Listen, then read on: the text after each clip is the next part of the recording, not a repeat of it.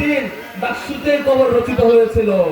সর্বশেষ আমরা যশোরেও দেখেছি, সামনেও 12 ফেব্রুয়ারি পর্যন্ত প্রত্যেকদিন যত গুজব আসুক না কেন, ইনশাআল্লাহ এখনকার যে জেনারেশন তারা আপনাদের গুজব মুহূর্তের মধ্যেই ধরতে পারবে।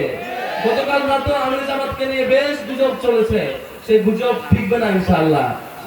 সম্মানিত বন্ধুগণ, আপনারা দেখেছেন গত কয়েকদিন ধরে তারেক রহমান দেশে আসবার পর প্রত্যেকটা সমাবেশে একটা টার্ম তিনি বারবার ব্যবহার করেন, সেটা হচ্ছে গুপ্ত। দেখেছেন না? এই টার্ম, এই পরিভাষা, গুপ্ত কার্ড খেলার দিন ডাকসুতে কবর রচিত হয়েছিল। সর্বশেষ আমরা যশোরেও দেখেছি।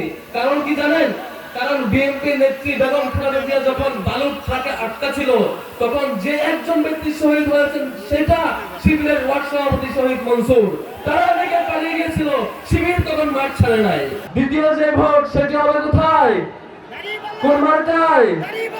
আমাদের জনগণের ইনসাফের সকল প্রত্যাশার একমাত্র প্রতীক হয়ে দাঁড়িয়েছে কোনটা? ইনশাআল্লাহ আগামী 12 তারিখ দাঁড়িপাল্লার বিজয় হবে।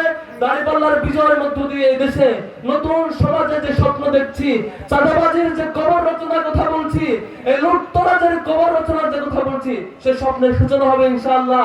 আর চাঁদাবাজরা আজীবনের জন্য শিক্ষা আগামী 12 তারিখ পেয়ে যাবে ইনশাআল্লাহ। সম্মানিত বন্ধুগণ, শেষ করছি আমাদের সেই কমিটমেন্ট। আগামীতে কোন মার্কা জিতবে ইনশাআল্লাহ? কোন মার্কা জিতবে ইনশাআল্লাহ? আমরা সবাই ভোট দেব তো ইনশাআল্লাহ। আমরা ঘরে ঘরে পৌঁছাবো এবং দাঁড়িপাল্লার পক্ষে ভোট চাইবো। আমরা ইনসাফকে জিতাবো ইনশাআল্লাহ।